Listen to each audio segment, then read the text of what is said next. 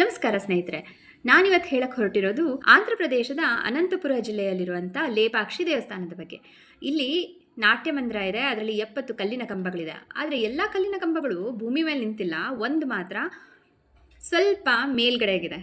Gravity ಕೂಡ ವಿರುದ್ಧವಾಗಿ ಹೇಗೆ ಅಷ್ಟು ಭಾರದ ಕಲ್ಲಿನ ಕಂಬ ನಿಂತಿದೆ ಅನ್ನೋದು ಇವತ್ತಿಗೂ ಮಿಸ್ಟ್ರಿ. ಇದ್ರ ಬಗ್ಗೆ ನಾವು ಬೇರೆ ಬೇರೆ ಕಥೆಗಳನ್ನು ಕೇಳ್ತೀವಿ. ಮೊದಲನೇ ಕಥೆ ಅಂತಂದ್ರೆ ದೇವಶಿಲ್ಪಿ ಆಗಿರುವಂಥ ವಿಶ್ವಕರ್ಮನೇ ಬಂದು ವಿಶೇಷವಾದ ರೀತಿಯಲ್ಲಿ ನಿರ್ಮಿಸಿದ್ದಾನೆ ಅಂತ ಹೇಳ್ತಾರೆ. ಎರಡನೇ ಕತೆ ಅಂತಂದ್ರೆ 16ನೇ ಶತಮಾನದಲ್ಲಿ ವಿಜಯನಗರ ಸಾಮ್ರಾಜ್ಯದ ಆರ್ಕಿಟೆಕ್ಟ್ಸ್ ಏನಿದ್ರು ಅವರು ತುಂಬಾ ಕುಶಲಕರ್ಮಿಗಳಾಗಿದ್ರು. ಅವರು ಈ ಗ್ರಾನೈಟ್ ಇಂಟರ್ಲಾಕಿಂಗ್ ಮೆಥಡ್ನ ಯೂಸ್ ಮಾಡಿ ಲೋಡ್ ಡಿಸ್ಟ್ರಿಬ್ಯೂಷನ್ನ ಸರಿಯಾಗಿ ಹಾಕಿ ಒಂದೇ ಒಂದು ಕಲ್ಲು ಮಾತ್ರ ನೆಲಕ್ಕೆ ತಾಗದೇ ಇರೋ ರೀತಿಯಲ್ಲಿ ನೋಡ್ಕೊಂಡಿದ್ದಾರೆ ಅಂತ ಹೇಳ್ತಾರೆ. ಮತ್ತೊಂದಂದ್ರೆ ಇಲ್ಲಿರುವ ಈಶ್ವರನ ಶಕ್ತಿ ಅದು, ಹಾಗಾಗಿ ಅದು ಆ ರೀತಿ ನಿಂತಿದೆ. ಒಬ್ಬ ಬ್ರಿಟಿಷ್ ಅಧಿಕಾರಿ ಈ ಕಂಬನ ಹೇಗಾದ್ರೂ ಮಾಡಿ ನೆಲಕ್ಕೆ ಮುಟ್ಟಿಸ್ಲೇಬೇಕು ಅಂತ ಪ್ರಯತ್ನ ಪಟ್ಟನಂತೆ. ಆದ್ರೆ ಅದು ಸಾಧ್ಯ ಆಗಿಲ್ಲ. ಅವನ ಆ ರೀತಿ ಪ್ರಯತ್ನ ಪಟ್ಟಾಗ ಚಾವಣಿ ಹಾಗೂ ಉಳಿದ 69 ಕಂಬಗಳು ಅಲ್ಲಾಡಿತು ಅಂತ ಹೇಳ್ತಾರೆ. ಈ ಜಾಗಕ್ಕೆ ಲೇಪಾಕ್ಷಿ ಅಂತ ಹೆಸರು ಬಂದಿದ್ದು ಶ್ರೀರಾಮನಿಂದ ಅಂತನೂ ಕತೆ ಇದೆ. ಜಟಾಯು ಇಲ್ಲೇ ಅಂತ ಬಿದ್ದಿದ್ದ ತಕ್ಷಣ ರಾಮ ನೋಡಿ ಲೇಪಕ್ಷಿ ಅಂತ ಕರೆದು ಎಬ್ಬಿಸ್ಲಿಕ್ಕೆ ಹೋಗ್ತಾನಂತೆ. ಅದು ಮುಂದೆ ಲೇಪಾಕ್ಷಿ ಆಗುತ್ತೆ ಅಂತ ಹೇಳ್ತಾರೆ. ಸೀತೆಯ ಪಾದದ ಗುರುತು ಕೂಡ ಇಲ್ಲಿದೆ ಅಂತ ಹೇಳ್ತಾರೆ. ರಾವಣ ಸೀತೆಯನ್ನು ಅಪಹರಿಸಿಕೊಂಡು ಹೋಗುವಾಗ ಕೆಲ ಸಮಯ ಅಲ್ಲಿ ವಿಶ್ರಾಂತಿ ಪಡೆದ್ರು. ಆಗ ಅಲ್ಲಿ ಸೀತಾಮಾತೆಯ ಹೆಜ್ಜೆ ಗುರುತು ಬಿದ್ದಿದೆ ಅಂತ ಹೇಳ್ತಾರೆ.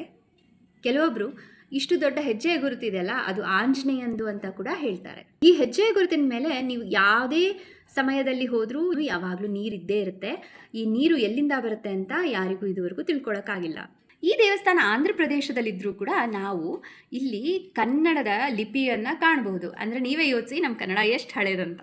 ಇಲ್ಲಿ ಈಶ್ವರನನ್ನ ಈ ವೀರಭದ್ರನ ಸ್ವರೂಪದಲ್ಲಿ ಇಲ್ಲಿ ಪೂಜೆ ಮಾಡಲಿಕ್ಕೆ ಕಾರಣ ಅಂತಂದ್ರೆ ಸತಿ ಸಮಯದಲ್ಲಿ ಅಗ್ನಿಗೆ ಆಹುತಿ ಆಗ್ತಾಳೆ. ಆಗ ಶಿವ ಉಗ್ರ ಸ್ವರೂಪವನ್ನು ತಾಳ್ತಾನೆ. ಆ ಸ್ವರೂಪದಲ್ಲೇ ಇಲ್ಲಿ ಪೂಜೆ ನಡೆಯುತ್ತೆ ಅಂತ ಕೂಡ ಹೇಳ್ತಾರೆ. ಭಾರತದ ಅತಿ ದೊಡ್ಡ ಏಕಶಿಲಾ ನಂದಿ ವಿಗ್ರಹ ಕೂಡ ಇಲ್ಲೇ ಇದೆ. ಈಶ್ವರನಿಗೂ ಪಾರ್ವತಿಗೂ ಮದುವೆ ಮಾಡಿಸ್ಲಿಕ್ಕೆ ಅಂತ ಕಲ್ಯಾಣ ಮಂಟಪವನ್ನು ರಾಜ ಊರಲ್ಲಿಲ್ಲದೆ ಇದ್ದಾಗ ಕಟ್ಲಿಕ್ಕೆ ಶುರು ಮಾಡ್ತಾರಂತೆ. ಆದರೆ ರಾಜ ಹಿಂತಿರುಗಿ ಬಂದ ನಂತರ ತುಂಬ ಕೋಪಗೊಳ್ತಾನೆ. ತನ್ನ ಒಪ್ಪಿಗೆ ಇಲ್ದಿರ ಇಂಥ ದೊಡ್ಡ ಕೆಲಸಕ್ಕೆ ಕೈ ಹಾಕಿದ್ದೀರಾ ಅಂತ ಹೇಳಿ ಅದನ್ನು ಅರ್ಧಕ್ಕೆ ನಿಲ್ಲಿಸ್ಬಿಡ್ತಾನೆ ಅಂತ ಹೇಳ್ತಾರೆ. ಏಷ್ಯಾದಲ್ಲೇ ಅತಿ ದೊಡ್ಡ ಫ್ರೆಸ್ಕೋ ಪೇಂಟಿಂಗ್ ಇರೋದು ಕೂಡ ಇದೇ ದೇವಸ್ಥಾನದಲ್ಲಿ. ನೀವು ನೋಡ್ಬೋದು, ಫ್ರೆಸ್ಕೋ ಪೇಂಟಿಂಗ್ ಅಂತಂದರೆ ಹಸಿ ಸುಣ್ಣದ ಮೇಲೆ ಹಳೆ ಕಾಲದಲ್ಲಿ ಬೇರೆ ಬೇರೆ ರೀತಿಯ ನ್ಯಾಚುರಲ್ ಕಲರ್ಸ್ನ ಯೂಸ್ ಮಾಡಿ ಪೇಂಟಿಂಗ್ ಮಾಡ್ತಾ ಇದ್ರಂತೆ. 16ನೇ ಶತಮಾನದಲ್ಲೇ ಈ ರೀತಿಯ ಪೇಂಟಿಂಗ್ ಒಂದು ಇಲ್ಲಿ ತಯಾರಾಗಿದೆ. ಅದು ಏಷ್ಯಾದ ಅತಿ ದೊಡ್ಡ ಪೇಂಟಿಂಗ್ ಅಂತ ಕೂಡ ಪ್ರತೀತಿ ಇದೆ. ಈ ಪೇಂಟಿಂಗ್ನಲ್ಲಿ ರಾಮಾಯಣ, ಮಹಾಭಾರತ ಹಾಗೂ ಈಶ್ವರನ ಕಥೆಗಳನ್ನು ಚಿತ್ರಿಸಲಾಗಿದೆ.